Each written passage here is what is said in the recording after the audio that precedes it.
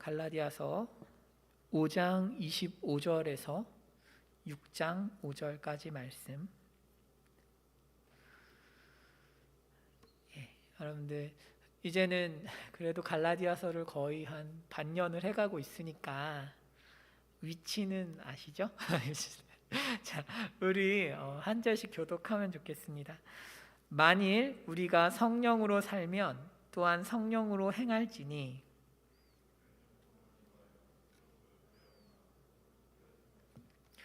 형제들아, 사람이 만일 무슨 범죄한 일이 드러나거든 신령한 너희는 온유한 심령으로 그러한 자를 바로잡고 너 자신을 살펴보아 너도 시험을 받을까 두려워하라.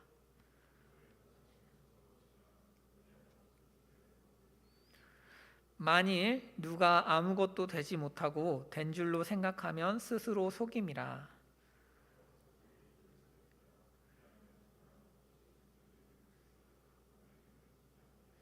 함께 읽으실까요? 각각 자기의 짐을 질 것이라. 아멘. 네. 여러분, 오늘날 교회가 겪는 어려움은 어디에서 시작되는 것일까요? 교회가 상당히 어려움에 처해 있다라고 한다면, 혹은 위기 가운데 있다라고 한다면 그 위기는 어디에서 시작하는 것일까요? 그것은 말씀에 대한 무지에서부터 시작합니다. 현대 교회의 비극은 말씀을 잘 모른다는 데 있는 것 같아요. 말씀을 잘 알지 못합니다. 그래서 이 말씀을 알지 못하는 대가로 우리는 신앙생활을 자의적으로 해요. 자기 마음대로 한다 이 말이죠. 여기서 제가 말씀드리는 자기 마음대로라는 것은 함부로 사는 것을 의미하는 것이 아닙니다. 그것이 아니고 나름대로 열심히 헌신하고 애를 쓰지만 그 헌신과 열심이 하나님의 방식이 아니라는 의미입니다. 우리는 때로는 신앙을 너무 단순하게 믿기만 하면 돼, 혹은 헌신만 하면 돼 라는 식으로 접근합니다. 하지만 그 믿음이 무엇인지, 어떤 식으로 헌신해야 하는지에 대한 정확한 지식이 없으면 자기 방식대로 신앙생활을 하면 늘 신앙생활은 어렵도록 설계되어 있습니다. 무슨 얘기냐 하면 불가능하게 설계되어 있어요. 하나님의 방식대로 신앙생활을 하지 않으면 굉장히 어렵고 힘들도록 설계되어 있는 것입니다. 그래서 힘들다, 어렵다, 신앙생활 정말 재미가 없는 것이군 이라는 감정은 실제로 신앙생활의 무거움 때문에 발생하는 감정이 아닐 수 있습니다. 오히려 그 감정은 지금 내가 진리 안에 견고하게 서 있지 못하는, 진리 안에 머물지 못한다는 하나의 신호일 수 있는 거죠. 그렇다면 여러분, 성경이 제시하는 성령으로 사는 삶, 믿음으로 사는 삶이라는 것은 무엇일까요? 성령으로 사는 삶을 놓고 많은 오해가 존재합니다. 여러분, 어떻게 하면 성령을 따라서 살 수 있을까요? 아마 제가 이렇게 말씀드리면 여러분은 모르겠어요. 하지만 대부분의 성도님들은 말씀을 보고 기도하면 돼 라는 식으로 접근할 가능성이 높습니다. 아예 틀린 말 아니에요. 하지만 여러분, 우리는 성경의 바리새인들을 한번 생각해 볼 수 있을 것 같아요. 말씀을 열심히 보고 기도에 전념한다고 해서 여러분 성령대로 사는 것은 아닙니다. 그것이 곧 성령을 따라 사는 삶을 의미하는 것은 아니에요. 오해하지 마세요. 성령을 따라 사는 사람은 말씀을 보고 기도를 합니다. 하지만 말씀을 보고 기도를 한다고 해서 모든 사람이 성령을 따라서 살지는 않아요. 그 방법이 틀릴 수 있다라는 것이죠. 그러므로 성령을 따라서 산다는 것은 단순히 말씀을 읽고 기도를 하고 내가 신앙생활을 잘하고 교회에서 부여하는 어떤 과제들을 해결하는 식으로 겉으로 드러나는 행동들을 한다고 해서 잘한다고 할 수 없습니다. 그것보다는 더 깊이 있는 본질적인 영역의 문제인 거죠.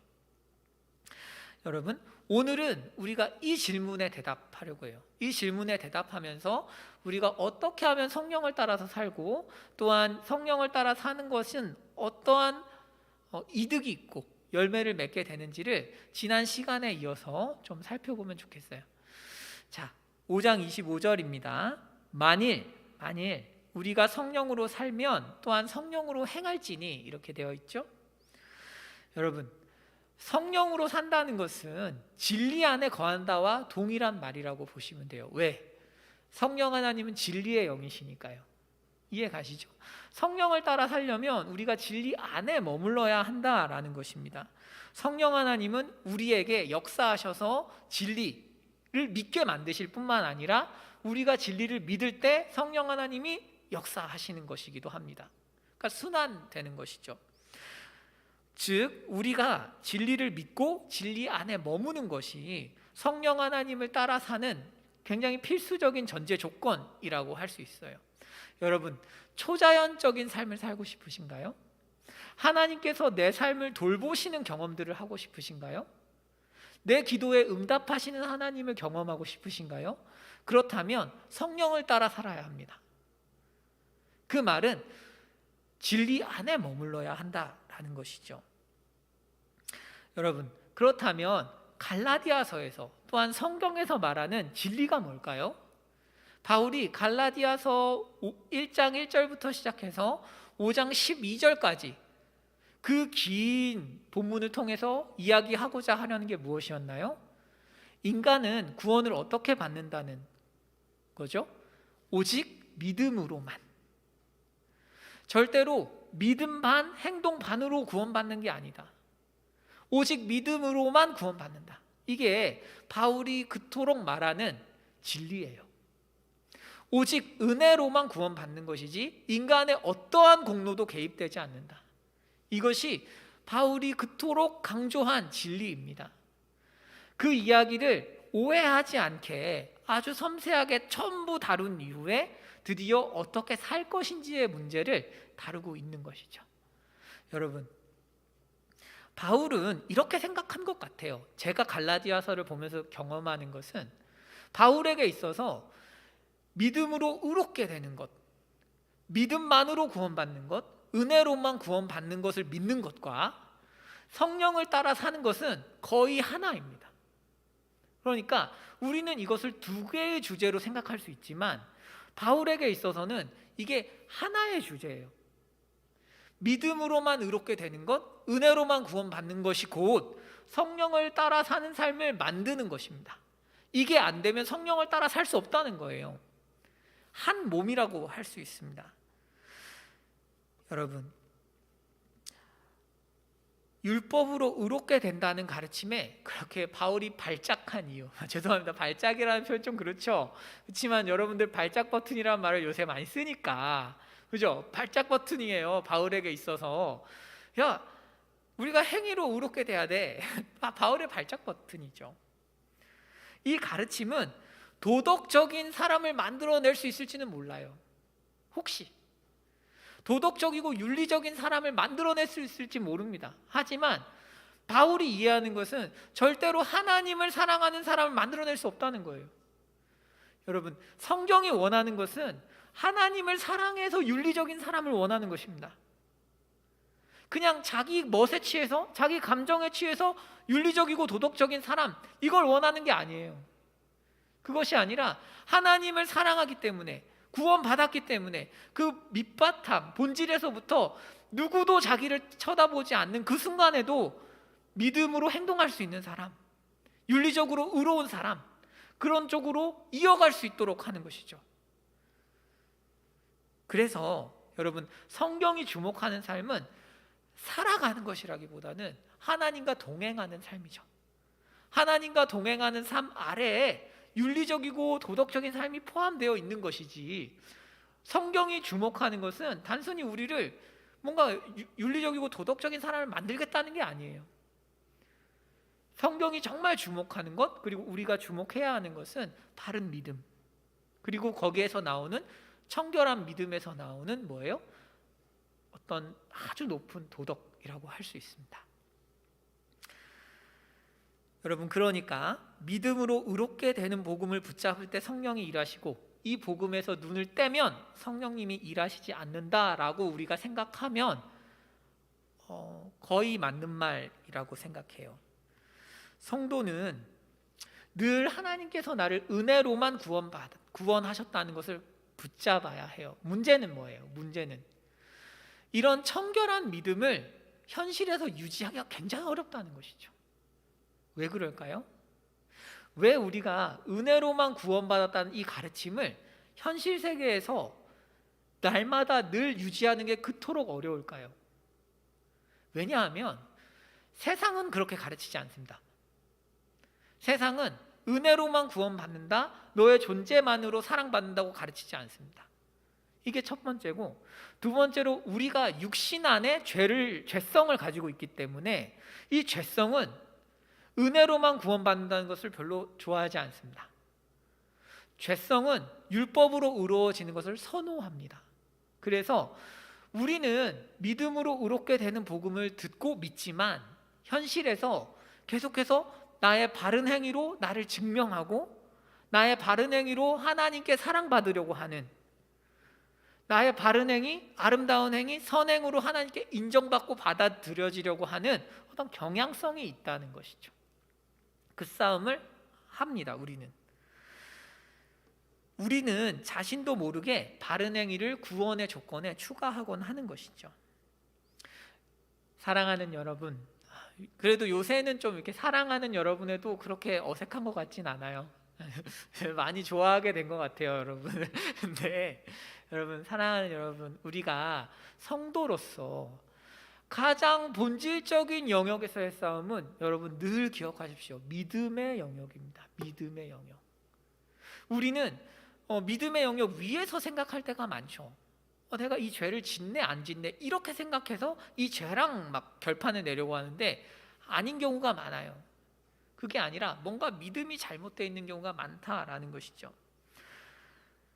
우리가 이 믿음의 싸움을 어떻게 할 것인가, 이 믿음의 전쟁을 어떻게 이겨나갈 것인가에 따라서 성령의 열매를 맺고 맺지 못하고, 육신의 일이죠. 육신의 일이 가득할 것인지 아닌지를 결정하게 됩니다.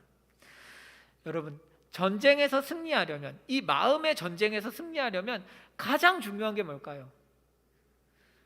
우리 마음의 전쟁에서 승리하기 위해서 가장 중요한 게 뭘까요? 내가 지금 어떤 상태인지를 아는 것이 가장 중요합니다. 지난주에 저희가 살폈듯이 바울은 성령을 따라 사는 삶을 가르치기 전에 육신의 일은 무엇이고 성령의 열매는 무엇인지를 설명합니다. 왜? 이게 분명해야 우리가 정직하게 하나님 앞에서 반응할 수 있거든요. 육신의 일을 행하면서 성령의 인도를 따른다고 생각하는 성도들이 얼마나 많은지 모릅니다. 그리고 저 역시도 그렇게 생각할 때가 많습니다. 사람의 마음은 정말 우리 상상을 뛰어넘을 정도로 부패해 있기 때문에, 사람의 마음이 너무너무 부패하기 때문에 성령의 인도하심을 따르지 않으면서 육신의 인도를 따르면서도 나는 하나님의 말씀을 따라 산다고 착각하는 경우가 너무 많단 말이에요. 그렇기 때문에 다른 전투와 달리 마음의 영역에 있어서의 전쟁은, 이 믿음의 전쟁은 보이지 않잖아요. 우리가 눈으로 믿음을 볼 수가 없어요. 그렇죠? 이 믿음이 오염된 것을 그럼 우리 어떻게 안다는 거예요? 우리 삶에 육신의 일이 많이 드러나면 마음이 망가진 것이고, 성령의 열매를 맺고 있으면 마음이 건강한 것이죠. 그렇게 우리가 경건의 표지판을 보면서 움직인다 이거예요. 오늘 본문은 지난주의 본문이 육신의 일을 주로 다루었다면 오늘 본문은 성령의 열매에 관해서 다루는 본문입니다. 성령의 열매를 구체적으로 다루는 본문이죠. 여러분, 우리는 이 본문을 통해서 이런 질문에 대답할 수 있을 것 같아요. 뭐냐 하면, 현실적으로 우리는 좋은 소원들을 가질 때 하나님이 주셨는지 육신의 소원인지를 헷갈릴 때가 있는 그런 소원들이 있습니다. 분명히 하나님의 뜻은 분명해요. 문제는 우리 마음이 부패했기 때문에 헷갈려요. 이 지금 내 안에 드는 좋은 생각과 소원이 하나님이 주신 걸까? 하나님이 주신 것 같기도 하고 그냥 내가 내 의에 취한 것 같기도 하고 막 이런 경험들이 있지 않으세요? 그렇죠? 그리고 때로는 어떤 걸 하지 않으면 안 한다고 해서 누가 뭐라고 하는 건 아닌데 되게 찝찝해. 그럴 때도 있죠. 그렇죠? 그러니까 그런 애매한 선이 있단 말이에요. 애매한 선. 그때 어떻게 반응하는지가 굉장히 중요할 텐데 오늘 본문은 그런 부분에 대답합니다. 5가지를 살펴볼 건데요. 하나씩 집중해서 한번 보죠. 여러분, 첫 번째입니다. 첫 번째. 마음이 건강한지 건강하지 않은지를 점검하는 것. 지금 내 안에 성령 하나님이 일하는지 일하지 않는지를 점검하는 첫 번째 기준은 헛된 영광을 구하는지 아닌지입니다. 그러면 헛된 영광은 여기서 이제 헛된 영광이라고 번역했지만 사실 자랑이라는 의미에 더 가까워요. 우리가 타인에게 자랑하기 위해서 선한 행동을 하고 싶을 수 있어요. 인간이니까. 뭔가 나를 알아줬으면 좋겠어서 선한 행위를 할 수 있습니다. 그럴 때는 성령님이 주신 소원이 아닙니다. 그렇죠? 여러분, 제가 이 5가지를 말씀드릴 때 제가 까먹은 게 하나 있는데 성령으로 사는 것과 믿음으로 의롭게 되는 것은 동일하다 그랬죠? 이 부분을 분명히 볼 거예요. 율법으로 의롭게 되는 사람은 자연스럽게 영광을 구합니다. 자아를 섬깁니다. 그 사람은. 그러니까 자기 자랑을 늘 찾게 돼요. 율법으로 의롭게 되려는 사람은 내 행위가 얼마나 깨끗하고 정결한지를 확신하지 못하기 때문에 늘 주위 사람의 어떤 인정을 갈구하게 되죠. 그렇기 때문에 늘 헛된 영광을 구하는 쪽으로 갈 수밖에 없어요. 내가 신앙생활을 잘하고 있나? 자기 혼자서는 의로운지 잘 모르겠어. 이 믿음이 없으니까 뭐예요? 열심히 자기 의를 쌓고 누군가 나를 인정해 주기를 바라는 식으로 헛된 영광을 구하는 식으로 나타난다 이거죠. 그게 율법으로 의로워지려는 어떤 습관이라고 할 수 있고 그걸 드러내는 지표죠. 헛된 영광을 구하는 것이.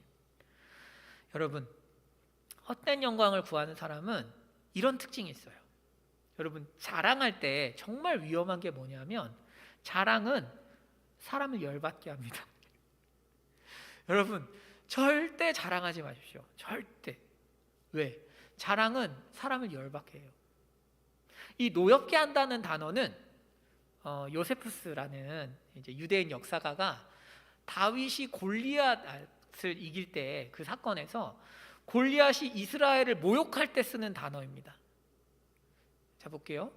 프로칼레오라는 단어인데 이게 무슨 단어냐면 노엽게 한다라고 번역했지만 사실은 그 골리앗이 이스라엘을 열받게 하는 그 행동을 묘사할 때 사용한 단어예요. 말하자면 여러분, 누군가에게 자기 자랑을 하잖아요. 그럼 옆 사람은 어떻게 느끼는 줄 알아요? 모욕당했다고 느끼는 것입니다. 화가 난다 이거죠. 화가 난다. 사람마다 정도의 차이는 있겠지만 본질적으로 내가 뭔가를 잘했어, 내 자아를 높이면 옆 사람이 짜증난다. 짜증난다. 그리고 자극하는 효과가 있어요. 그래서 괜히 다른 사람을 굉장히 사납게 만들 위험이 있는 것입니다. 왜? 자랑이라는 건 본질적으로 나를 예배하라는 의미죠. 나를 찬양해 이런 얘기이기 때문에 사람은 사람이 자기를 찬양하라는 걸 보면 기분 나쁜 게 정상이죠. 그렇게 반응한다 이거예요. 여러분, 그래서 저는 요새 저희 사역자들끼리 절대 자랑하면 안 되겠다 이번 주에 결심을 했어요. 사실 저는 여러분들이 제 자랑이죠. 여러분들이 자랑거리가 그렇게 없어? 이런 눈인데 아니에요 여러분. 정말 제 자랑이죠. 제 기쁨인데 코로나 안에서도 열심히 신앙생활하는 청년들을 보면 너무 행복하죠. 그런데 괜히 그런 얘기를 해서 사람을 자극하지 말자 이런 생각이 요새 들어요. 괜히 옆에 사역 안 되는 동기들한테 우리는 괜찮은데 뭐 이런 얘기를 하지 말아야겠다, 늘 안 되는 척을 하는 게 좋겠다 이런 생각이 들어요. 이번 주에 이거 묵상하다가 하나님 그만하라고 하시는 것 같은데 여러분도 그런 게 있지 않으세요? 뭔가 자기가 자랑할 만한 것을 늘 자랑하고 싶은 게 인간의 심리인데 그걸 한번 꺾는 거죠. 자랑하고 싶을 때 뭐예요? 내가 은혜로만 구원받은 사람은 자랑하지 않습니다. 율법으로 의로워지려고 하는 사람은 자랑하려고 하지만 은혜로 구원받은 사람, 그 진리를 붙잡고 있는 사람은 자기 자신에게 자랑할 게 없다는 걸 알죠. 전부 다 하나님 은혜라는 걸 알기 때문에 불필요하게 사람을 자극하지 않는 거죠. 여러분, 창세기에서 요셉이 꿈을 꿨어요. 그리고 형들에게 막 가서 자랑하죠. 너희가 나를 섬길 거야 막 자랑하죠. 그러니까 뭐예요? 화가 나는 거죠. 그러니까 요셉이 꿈을 꾸고 이렇게 막 자랑을 하는 거는 옳지 않죠. 물론 그런다고 이제 요셉을 죽이려고 하는 형들이 나쁜 것이지만 요셉이 더 사람을 싸납게 만든다는 거죠. 싸납게. 그래서는 안 되겠습니다. 여러분, 나중에 은혜로만 구원받는다는 것을 깨달은 요셉은 바로 앞에서 뭐라고 해요? 하나님을 높이잖아요. 그렇죠? 그러니까 은혜 받은 사람과 은혜를 덜 받은 사람의 차이예요. 미성숙한 사람은 자아를 높이고 성숙한 사람은 하나님을 높이는 것이죠. 은혜 안에 있는 사람은 하나님을 높입니다. 그래서 내가 자랑하고 싶다 이러면 어떤 신호예요? 마음이 병들었다는 신호예요. 자랑할 거리가 있어서 자랑한다고 정말 생각하세요? 그건 정말 위험한 생각입니다, 여러분. 정말 위험한 생각이에요. 자랑할 거리가 있어서 자랑하려는 게 아니고 우리는 하나님과 멀어졌기 때문에 자랑하고 싶은 것입니다. 네. 다음 두 번째 볼게요. 두 번째는 이런 얘기죠. 형제들아, 사람이 만일 무슨 범죄한 일이 드러나면 신령한 너희는, 신령하다고 쳐주는 거예요. 정말 신령해서가 아니고 온유한 심령으로 바로잡아라, 이렇게 이야기합니다. 그죠? 여러분, 우리가 신앙생활을 하다 보면 혹은 바깥에서 누구를 만나다 보면 굉장히 강하게 책망하고 싶은 순간이 오지 않으시나요? 누군가를 향해서 넌 정말 잘못했어, 이렇게 강하게 이야기하고 싶을 때가 있단 말이에요. 그럴 때 또한 그런 생각은 우리의 정의감과 함께하죠. 그러니까 뭐냐면 내가 정의로운 거죠. 그러니까 내가 이렇게 하는 말이 옳아, 이런 생각이 있기 때문에 강하게 얘기하고 싶고, 그거는 마치 성령 하나님이 주신 소원 같을 때가 있어요. 그런데 일반적으로 아니에요. 대부분 아니에요. 여기서 얘기하는 두 번째는 누군가를 향해서 강하게 책망하고 싶은 마음은 하나님 주신 게 아니라는 것입니다. 온유하게 책망할 수 있게 되기까지 그 마음을 다스려야 되는 것이죠. 여러분, 왜 그러면 우리가 누군가를 향해서 강하게 책망하고 싶을까요? 이것도 자기 공로 의식이 있으면 강하게 책망하게 돼요. 무슨 얘기냐면 나는 그런 죄를 안 짓는데 너는 지어, 이렇게 생각하면 굉장히 강하게 책망할 수 있습니다. 나는 그런 죄를 안 지었다? 근데 너는 이런 죄를 짓네? 그러니까 넌 그러면 안 되지 하고 아주 강하게 말할 수 있죠. 하지만 여러분, 믿음으로 의롭게 된 사람, 은혜로 구원받은 것을 아는 사람은 다르게 생각하죠. 어떻게? 하나님의 은혜 때문에 내가 죄를 짓지 않았다고 생각합니다. 이 사람과 나 사이에, 죄를 지은 사람과 나 사이의 차이는 은혜의 차이지 나의 공로 차이가 아닌 거죠. 그렇게 이해해야 죄를 지은 사람에게 온유할 수 있어요. 나에게 갑자기 무례하게 구는 사람을 향해서 여러분 어떤 생각을 하십니까? 저는 사실 무례한 걸 굉장히 힘들어 했어요. 지금도 그렇게 좋아하진 않죠. 무례한 거 좋아하는 사람 없지만, 그런데 그거를 나름대로 극복하게 된 어떤 계기가 있었다면, 제 주위를 보니까 믿음 좋으신 분들은 무례함을 경험할 때 은혜의 영역에서 해석하세요. 늘 은혜를 내가 더 받았기 때문에 나도 무례할 수 있지만 무례하지 않게 대응할 수 있었어, 이렇게 생각을 하지 너 무례해? 넌 진짜 나쁜 놈이구나, 이렇게 가지 않아요. 저는 그걸 보고 배운 것 같아요. 여러분, 우리가 주위에서 화날 만한 일이 많고 뭔가 바로 잡아야 할 일들이 많아요. 그런데 그것을 보실 때 강하게 딱 책망을 하는 것은 하나님의 역사, 하나님의 성령 하나님이 주신 소원이라기보다는 뭔가 이제 나는 아니야 라는 의식에서 출발했을 가능성이 매우 높죠. 늘 그런 건 아닙니다. 아주 간혹 강하게 얘기해야만 때가 있기는 있어요. 하지만 일반적으로 그렇지 않습니다. 그래서 우리가 늘 온유함은 어디에서 오는가라고 할 때 온유함은 동질성에서 오는 거예요. 동질성. 나도 그런 죄를 지을 수 있어. 나도 그런 죄를 지을 수 있어. 뭐 하면? 은혜를 못 받으면 나도 그런 죄를 지을 수 있지 라는 의식 안에 있어야 여러분 온유할 수 있죠. 그리고 너 자신을 살펴보아 두려워해라. 이게 뭐예요? 은혜를 기억하라는 거잖아요. 그렇죠? 나도 그런 시험 받을 수 있는데 그러지 말아야겠다 이런 얘기죠. 여러분, 그래서 우리 예시 한번 볼까요? 여러분, 예수님께 이제 바리새인들, 서기관들이 와서 이제 음행한 여자를 잡아왔습니다. 여러분, 세상에서 가장 많이 비난할 수 있는 일이 뭐예요? 불륜이죠. 여러분, 음행만큼 많이 비난받는 일이 어디 있습니까? 세상에. 불륜만큼 더 사람들의 질타를 받는 일이 어디 있어요? 종교 지도자들이 잡아왔단 말이에요. 잡아와서 얘 죽일까요? 얘 죽이는 게 맞지 않아요? 자기들은 안 했다 이거죠. 그러니까 예수님 뭐라고 하세요? 그 유명한 대답을 하시잖아요. 죄 없어. 먼저 쳐. 무슨 얘기예요? 너희도 다 죄인이야 이 말이죠. 온유함이 어디서 나올까요? 동질성에서 나오는 거죠. 그리고 은혜의 차이라는 걸 인식하는 데서 나오는 거죠. 사랑하는 여러분, 우리가 여러분들은 아마도 밖에 나가시면 여러분들이 만나시는 분들 중에서는 아마도 가장 도덕적인 사람일 가능성이 높습니다.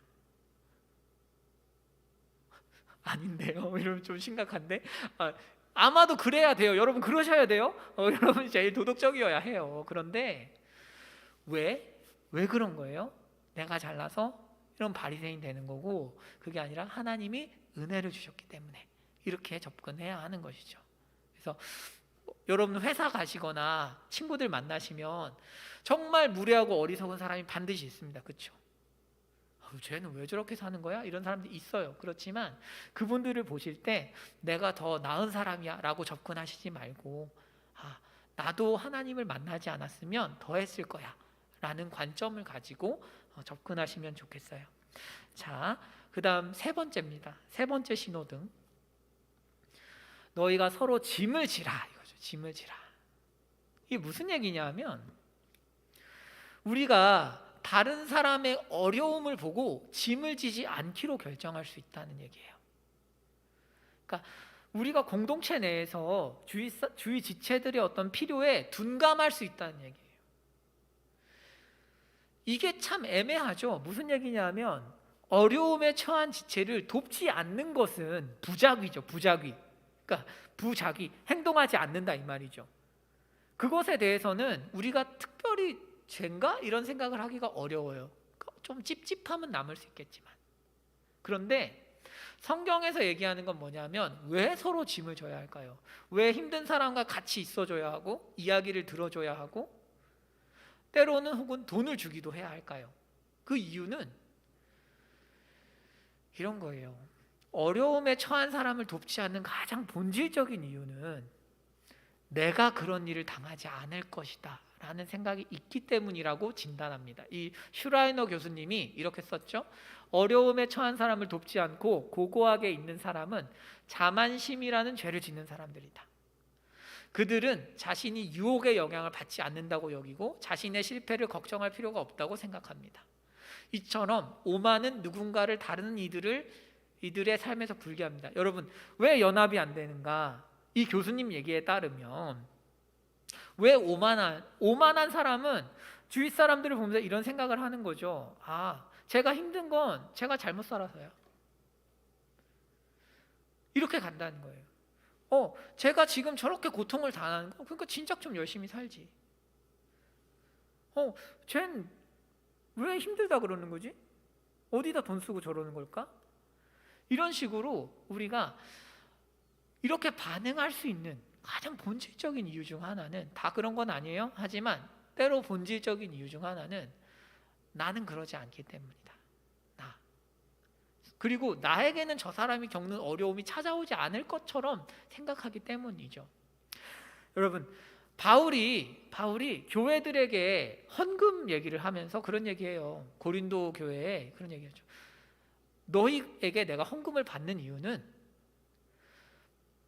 나중에 너희도 받게 될 거기 때문이야 라고 이야기합니다. 무슨 얘기냐면 너희가 지금은 부유해. 그렇지만 아닐 때도 있을 거야. 그때 너희가 지금 도운 그 교회가 너를 도와줄 거야. 이 얘기죠. 그러니까 바울이 그런 식으로 이야기를 하는 이유는 우리 삶에서 가지고 있는 자연스러운 어떤 교만함, 오만함을 터치하는 것이죠. 너에게도 어려움이 있을 수 있고 그 어려움을 만났을 때 너를 돕는 사람이 있으면 좋지 않겠어? 그 어려운 가운데 처했을 때 너를 도울 사람이 있으면 좋지 않아? 라고 권면하는 것이죠. 여러분 보세요. 다윗이 왕이 되기 전에 마지막 추격전을 했습니다. 마지막 추격전. 600명이 막 따라가는 추격전을 했는데 너무 힘든 추격전이어서 200명은 못 따라갔어요. 400명만 따라갔어. 그 400명이 따라가서 이기고 왔어요. 여러분 그러면 내가 400명 안에 들면 그런 생각하지 않겠어요? 전리품을 안 따라간 사람 줘야 되나? 아니 힘들다고 나도 쉬고 싶었는데 아니 안 따라간 애를 왜 줘? 그런데 이 구절을 저는 사실 아직까지도 심정적으로는 그렇게 이해가 가지 않아요. 악한 자와 불량배들이다 이렇게 표현해요. 성경은.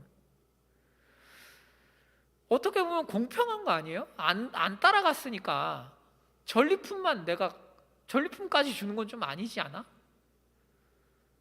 그냥 안 따라갔으니까 내가 전리품 다 갖고 너희는 찾아온 처자만 내가 줄게. 이렇게 해도 전 될 것 같거든요. 그런데 성경은 그런 말 한 사람의 정체성을 뭐라고 하는 거예요? 악한 자다 이렇게 얘기하죠. 그건 오만한 거다. 왜? 내 힘으로 이긴 줄 아니까 그렇죠. 그 전쟁을 이긴 이유가 어디에 있어요? 다윗은 아예 다르게 얘기하죠. 안 돼. 하나님이 이기게 하신 거야. 너희가 가서 이긴 게 아니고 하나님이 가서 이긴 거야. 그러니까 이 사람들도 줘야 돼 라고 이야기합니다. 여러분 이게 은혜 안에 있는 사람의 의식이고 위에 있는 거는 율법 안에 있는 사람의 의식인 거예요. 한 만큼 분배해야 되고 은혜는 선물로 받았으니까 나눌 수 있어 라는 것이죠. 무엇이 진리예요? 우리에게 있어서 여러분은 한 만큼 받으세요? 아니면 선물로 받으세요? 이 질문 앞에서 대답할 수 있어야 되는 거죠. 만약 한 만큼 받는다면 여러분은 남에게 나눠줄 수 없습니다. 하지만 선물로 받는다면 나눠줄 수 있는 것이죠. 왜 나눔이 어렵냐? 그냥 성격 문제가 아니에요. 이것은. 여하튼 넘어갑시다. 이제 네 번째. 시간이 많이 갔네요. 네 번째. 그 다음에 각각 자기의 일을 살피라. 이건 뭐냐면 이런 거예요. 성령 하나님이 주신 은혜, 성령을 따라 사는 은혜가 있는 사람은 자기 일을 열심히 합니다. 이 뜻이에요. 무슨 얘기냐면 지금 바로 앞에서 공동체가 옆 사람을 도와줘야 된다고 이야기했어요. 여러분 공동체는 우리 모두는 서로의 관심을 가지고 힘든 일이 있으면 도와주려고 해야 돼요. 그게 성령 하나님께서 주시는 마음이 맞아요. 하지만 도움을 받는 사람은 자기 일을 열심히 해야 돼요. 그러니까 이 두 개가 조화를 이뤄야 좋은 공동체가 되는 거죠. 그러니까 바울이 이런 얘기를 하는 거예요. 너희는 네 일을 해. 네 일을 열심히 해야 돼. 이런 얘기를 하면서 성령 하나님께서 이거는 6장 5절 얘기네요.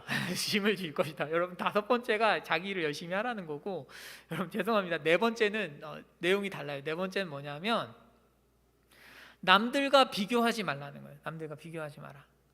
무슨 얘기냐면 여기에서 자랑할 것이 자기에게는 있어도 남에겐 있지 않다라는 건 뭐냐면 이런 거예요. 여러분 하나님께서 우리 삶에 행하신 일이 있죠. 1년 전에, 2년 전에 자기 자신과 비교하면 그 사이에 하나님께서 내 삶에 행하신 일이 있잖아요. 그러면 그거를 자기 자신이 안다는 거예요. 그리고 그거를 자기에게는 자랑할 만한 거다.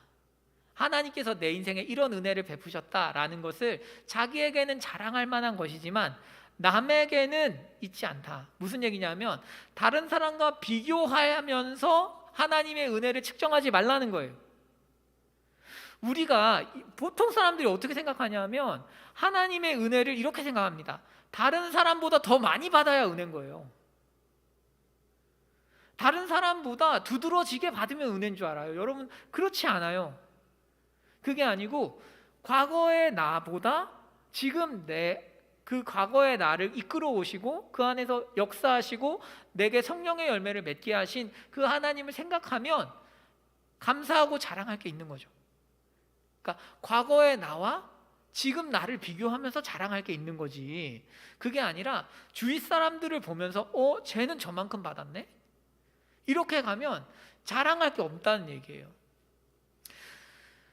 사람들이 이 일을 아주 우습게 여기지만 사실 여러분, 이런 일은 비일비재하죠. 비일비재.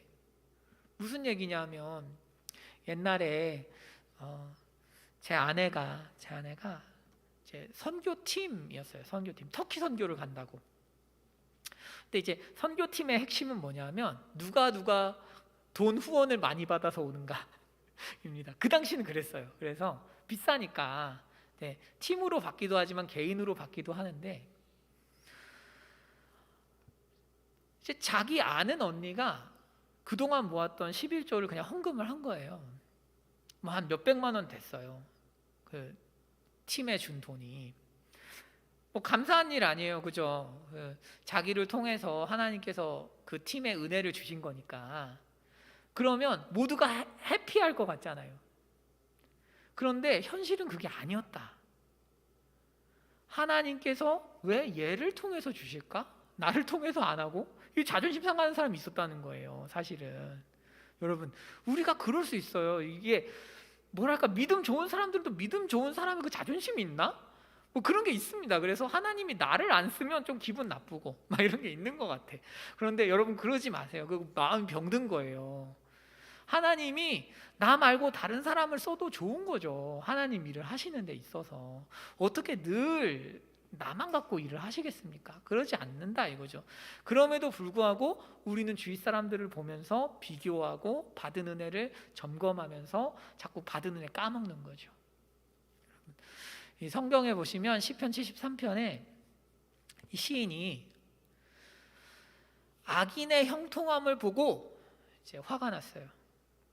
옆 사람은 똑바로 안 해도 은혜 받네? 여러분, 이럴 때가 굉장히 열받는 포인트죠. 우리 신앙생활 하면서 나 열심히 했는데 열심히 안 한 애들은 막 잘 되네? 이러지 말라는 거예요. 지금 본문에서 이해 가시죠? 그러지 마, 이런 얘기를 하면서 이제 이 사람이 뭘 깨달았어요? 하나님께서 자기에게 주신 구원을 깨달은 거죠, 나중에. 그리고 이 문제가 해결됩니다.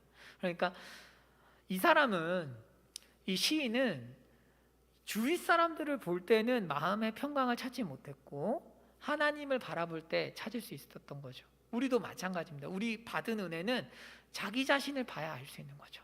주위 사람들을 보면서 비교하면 은혜가 사라져요. 자, 그 다음에 5절은 이제 열심히 살아라, 이런 거죠. 여러분, 은혜에 중독된 사람은 자기 일을 열심히 합니다. 왜? 은혜 받은 사람의 특징은 성실함이에요. 왜? 우리는 성실함을 인격, 성품 이렇게 생각하는 경우가 많은데 성경은 그렇게 얘기하지 않습니다. 은혜 받은 사람 성실해요. 왜일까요? 하나님께 뭔가를 해드리고 싶기 때문입니다. 하나님께 무언가를 해드리고 싶기 때문에 성실해지는 거예요, 강제로. 율법 안에서 하나님께 의로워지려고 하고 하나님께 인정받으려고 하는 사람들이 가지는 성실과는 차원이 다른 것입니다. 그게 아니라 하나님이 나를 구원하셨기 때문에 그 하나님께 무언가를 내어드리고 내 몸을 드리고 내 마음을 드리고 내가 가진 것을 드리기 위해서 열심히 하는 것, 그것을 성경이 말하는 은혜 안에서의 성실함이죠. 여러분, 성실해지고 싶다면, 보다 더 성실해지고 싶다면, 이 신적 성품에 참여하고 싶다면 하나님이 나를 위해서 죽으신 것을 묵상하셔야 돼요. 그리고 그 죽으심 때문에 내가 구원받았고 나는 그분께 뭔가를 해드리고 싶다라는 의식이 여러분들을 성실하게 만드는 것입니다. 왜 사람이 자기 인생에 책임을 안 질까요? 저는 나중에 담임 목사 되면 누가 시켜준대? 근데 불러주시겠죠. 근데 되면 저는 일 안 하는 사람은 징계할 거예요. 일 안 하는 사람 저는 눈 뜨고 못 봅니다. 왜? 하나님 뜻이 아니니까요. 왜냐하면 일을 우습게 여기면 안 돼요. 일을 열심히 해야 돼요. 하나님 앞에서 성실하게. 그래서 자기 삶을 책임지는 것, 너무 성도로서 당연한 얘기죠. 여러분, 지금까지 우리가 봤듯이 제가 설명을 잘 시간에 쫓겨서 못했는데, 어쨌든 은혜의식은 성령 하나님과 일하고요, 공로의식은 육신과 일합니다. 지금 이게 5가지 신호등이거든요. 그래서 이 5가지 상황이 일어날 때 우리가 내가 육신의 지배를 받고 있는지 성령을 따라 걷고 있는지 알 수 있다 이거죠. 그래서 내가 똑바로 살기 싫어, 성실하게 살기 싫어, 그럼 마음이 병든 거예요. 자, 볼게요. 헛된 영광을 구하지 않음, 이제 정리인데, 헛된 영광을 구하지 않는 것은 뭐랑 연결이 될까요? 헛된 영광을 구하면 자기 자랑, 노여움, 질투가 일어납니다. 안 좋은 성품을 맺게 되죠. 그런데 헛된 영광을 구하지 않으면, 그때 하나님께 순종하면 희락과 화평이라는 열매를 맺죠. 그 다음, 범죄 사실을 온유하게 책망하면서 뭘 배울까요? 오래 참음과 온유함을 배우겠죠. 하지만 그 상황에서 화를 내면 참지 못함, 조급함, 이런 성품을 가지게 되죠. 그 다음, 다른 사람들을 돕는 것, 오만하게 굴지 않는 것은 사랑, 자비, 양선의 열매를 맺게 됩니다. 그리고 오만함을 밀어내게 되죠. 4번째, 하나님께서 내 안에서 행하신 일을 기뻐하면 충성하게 되죠. 충성하게 되고 분내지 않게 됩니다. 마지막 5번째, 삶의 책임을 지면 절제함이란 열매를 맺게 되고 방탕함을 몰아내게 되죠. 여러분, 이처럼 오늘 본문에서 나오는 이 5가지 이 문제는 우리에게 우리 마음의 현실을 알려주는 경고등입니다. 경고등. 내가 성령의 열매를 맺고 있는가? 아니네, 내가 육신의 열매를 맺고 있네. 그럼 어떻게 해야 돼요? 은혜로만 구원받았음을 다시 묵상하면서 하나님이 나를 위해서 죽으신 것을 생각하고 다시 본질로 돌아가야 되는 것입니다. 여러분, 우리가 은혜의식으로 지속적이고 반복적으로 계속 돌아가서, 여러분, 우리가 이 5가지 상황을 늘 만나요. 이게 늘 만나는 상황이에요. 그 가운데에서 헛된 영광을 구하고 싶으면 하나님의 은혜를 구하는 거고, 범죄 사실을 막 책망하고 싶을 때도 하나님의 은혜를 다시 한번 생각하는 것이고, 다른 사람들 돕기 싫을 때도 하나님 은혜를 생각하고, 하나님께서 내 안에서 행하신 일을 기뻐하는 게 아니라 주위 사람들을 보면서 질투하는 내 모습을 볼 때 하나님의 은혜를 기억하는 거고, 내 삶을 똑바로 살기 싫을 때 하나님의 은혜를 기억하는 것이죠. 그렇게 해서 열매 맺는 것, 이게 그리스도인의 삶이다 라고 정리할 수 있고, 여러분들이 이 싸움에서 믿음이라는 강력한 능력을 사용하시길 축복합니다. 기도하겠습니다.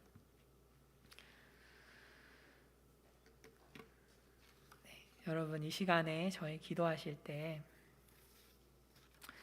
이 5가지를 그냥 쭉 한번 기도하면 좋겠어요. 여러분, 혹시 자랑하고 계신가요? 사실 저는 좀 부끄러운 얘기지만 저는 대놓고 자랑은 잘 안 하는 것 같아요. 그런데 우회적이고 간접적으로 자랑을 하는 것 같아요. 그런데 사실 우리가 다 그렇게 살고 있지는 않나요? 은연중에 나를 높이려고 애쓰고 있지 않습니까? 여러분, 그런데 우리가 높아질 만큼 대단한 사람인가요? 아니면 정말 높아져야 하는 한 분이 따로 계신가요? 이 시간에 기도하실 때 하나님의 영광을 가로채려 했던 저를 용서해 주십시오.